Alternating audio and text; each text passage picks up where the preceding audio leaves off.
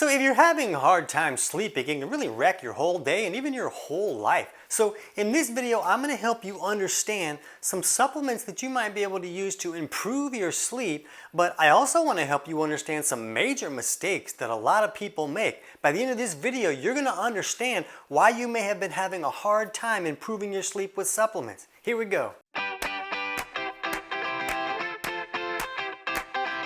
T.C. Hale is not a doctor and does not claim to be a doctor or licensed in any type of medical field. Don't be an idiot and use anything heard on the show as medical advice. This information should be used for educational purposes only, and you should contact your doctor for any medical advice. Now get off me.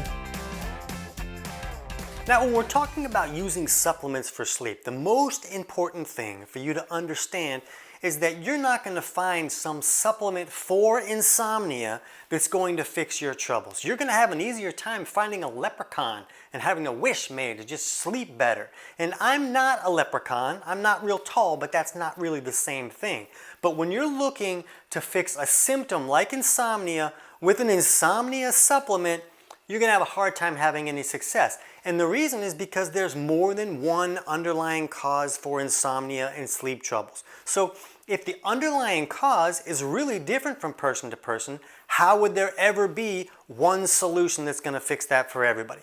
Never going to happen. So what we're going to look at is we're going to look at the different imbalances that can create insomnia in the body, and we'll talk about some supplements that can help each one. So if this is new information to you, you want to pause this video, and we'll put the link in the description below so you can check out our video on Fix Insomnia for Good. And that goes over these different possible imbalances that are really common with insomnia, and you want to understand what's creating these problems, how do I know if I'm dealing with this imbalance, and why does this imbalance create insomnia. You want to understand that information, and then the supplements that are right for you will make a whole lot more sense, and it'll be a whole lot easier for you to see real results. And at the end of this video, we'll also point you over to our video on Eat These Foods for Better Sleep. And there's some foods that can help improve some of these imbalances as well. And when you can use foods and supplements to correct a specific imbalance and you know which one you're doing, well, now you're not just throwing darts at a remedy dartboard. You're learning to work with your body instead of against it. So first off, when we're looking at foods and supplements that can help an imbalance, let's talk about this catabolic imbalance. And that's the one that's a problem where your body is stuck in the daytime mode at the cellular level. It's stuck in that catabolic state all the time, and at night, it's not moving into that anabolic sleep, rebuild, and repair the body state that is so important. So when someone can't sleep because of that, they can use some of these supplements to help push the body more into that anabolic state, and it's more beneficial to use these supplements either in the afternoon or the evening when the body should be more in that anabolic state. So a great vitamin and supplement to think about is vitamin E, because that is a pro-anabolic supplement. It can help improve this catabolic imbalance. Now keep in mind that some people are going to be dealing with more than one imbalance at a time. When I was a total insomniac, it totally sucked. I was really overly catabolic, but I was also electrolyte deficient. So you're going to notice that some of these supplements can really help one imbalance, but they might make another one worse. So you really want to look at your chemistry and understand where you're at to know what's going to be appropriate for you. And if you're new to this channel and you don't know how to look at your chemistry, we'll put a link in the description below for our totally free digestion course that walks you through just simple tests that you can run at home with tools you pick up like at a pharmacy or a health food store to get an idea of how your body is operating and if you're dealing with some of these imbalances. So vitamin E can be very helpful, and tocotrienols are similar. That's just a type of vitamin E that we use a lot with a lot of clients. These are very pro-anabolic, so they can help fix a catabolic imbalance, but both of these things can also lower blood pressure. So if someone's dealing with this electrolyte deficiency imbalance and that's why they can't sleep, then this could make that worse. So they might be helping push this, catabolic imbalance and correcting that issue, but if they're magnifying a different problem they're having, that's really not going to be a good tool for them. Now, glutamine is an amino acid that's very pro-anabolic. It pushes a person more into that anabolic state, but it can also raise blood pressure. So if a person was overly catabolic and electrolyte deficient like I was, glutamine could be a real rock star. That really helped me sleep a whole lot. That was one of my favorite tools. And inevitably somebody in the comments is going to be like, oh, glutamine feeds cancer. There was a study recently that came out that suggested that glutamine has the ability to feed cancer. And I'm not a doctor. I'm certainly not giving advice about cancer. But you might want to read the book, The Doctor Who Cured Cancer, about Dr. Emmanuel Rivisi, who did a lot of work with cancer. And his viewpoint was that some types of cancer exist in an extreme anabolic state, where the body is kind of broken and kind of stuck in that anabolic state all the time. And that seemed to allow some types of cancer to really thrive, while other types of cancer really thrived in an overly catabolic state. And he found that if he could improve those imbalances, that his patients would really improve their circumstances in that regard. So in that point of view, when you're looking at supplementing with glutamine, well, if a person was way overly anabolic, that's going to make them a whole lot worse. I would rip out your toenails before I gave you glutamine if you're overly anabolic. But if somebody's really stuck in this catabolic state, this can be really beneficial in that regard. Now, potassium is also great at being pro-anabolic. So that could be a good mineral that someone might want to take at night if they're stuck in this catabolic state. Glycine is another amino acid that's pro-anabolic. And then butter and coconut oil just work so well. And I talk about them on the food video, but you can almost use them like a supplement if you just make like fat bombs with butter or coconut oil or even both of them put together. You could just use it almost like a supplement to add to your dinner. So I kind of wanted to put that in this category as well. Now the next issue that can create insomnia is the hypoglycemic issues. And if this is a problem, someone can supplement with fish oils or fatty acids. And a lot of people don't know this, but fatty acids can make a person more insulin resistant. But if somebody's hypoglycemic, the problem they're having is that their insulin is too aggressive. So you almost want them to be a little bit less responsive in their insulin response. So if they take enough fish oil or fatty acids, that can really help reduce those sugar crashes that they're experiencing that are creating that insomnia for them. And there's not a lot of supplements that are going to improve that scenario. It's more about the foods that they could eat that I talk more about in that food video. But when we look at this, we like to look at these together because electrolyte deficiency issues are often seen with hypoglycemic issues. And the problem they're really having with sleep is that the minerals are going low and the blood sugar is crashing at the same time. And the body is really freaking out because when both of those go too low, that's a real emergency to the body. So the body's just kind of waking them up and say, hey, go do something about this. So when you want to look at improving the mineral levels, unrefined salt can be just like a supplement. But also these amino acids, L-phenylalanine and tyrosine, have the ability to kind of lift blood pressure a little bit and help them function and feel a little bit better. But both of these amino acids are also pro-catabolic. So if someone was stuck in this catabolic state and electrolyte deficient like I was, then these would not be good options. That could kind of make them worse. But if someone was stuck in an anabolic state and electrolyte deficient, then these could really be rock star supplement choices for them. Vitamin D can be beneficial. It kind of has the ability to pull more calcium into the blood or even out of the tissues into the blood and kind of thicken up that blood and raise their blood pressure a little bit, help them to feel better.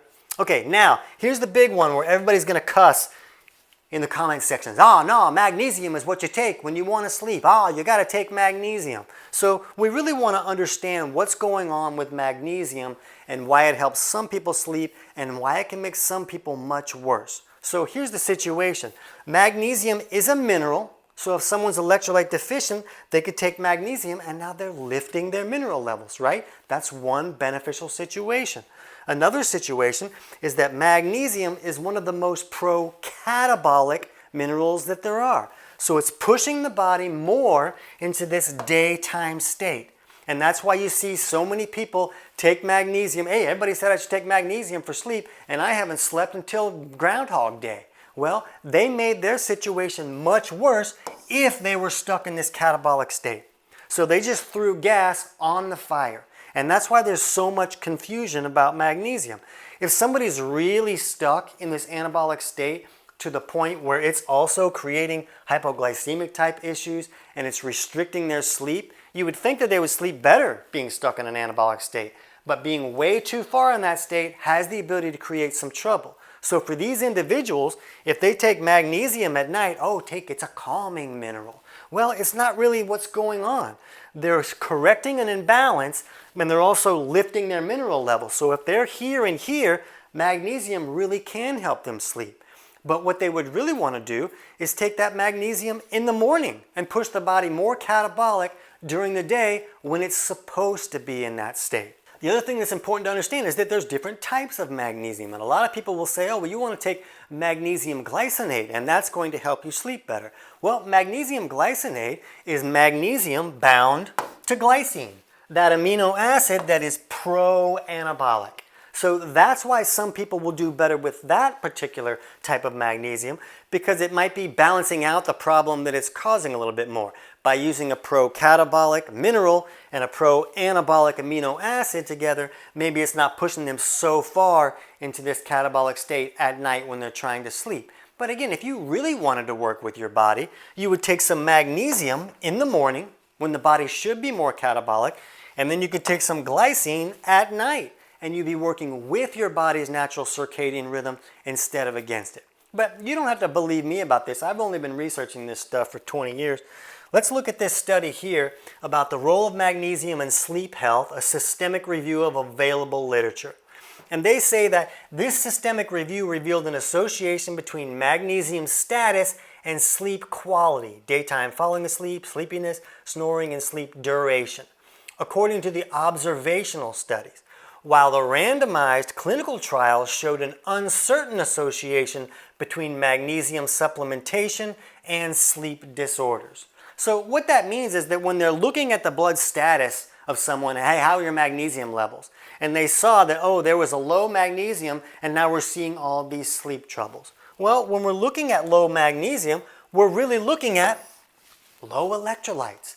And that means that all of the electrolytes are likely going to be low. It's a systemic problem, and it's usually a problem because the person can't break down their food correctly and get all the minerals and nutrients out of the food that they're eating. So then all the minerals go low. So then they'll just look at magnesium and they go, oh, it's low. So we need to crank up some magnesium and give this person pounds of magnesium.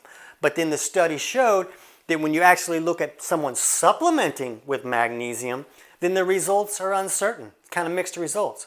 Well, why wouldn't they be? Not everybody's the same.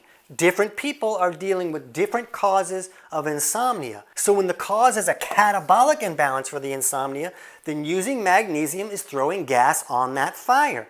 But if someone is electrolyte deficient, magnesium can really help improve that. And if someone is way too anabolic or way too hypoglycemic, magnesium has the ability to improve both of those issues. The problem is if you look at a study on magnesium and sleep, if 51% of the people sleep better supplementing with magnesium at night, but 49% of the people don't sleep for a month and a half, that study still proved that magnesium at night for sleep is beneficial.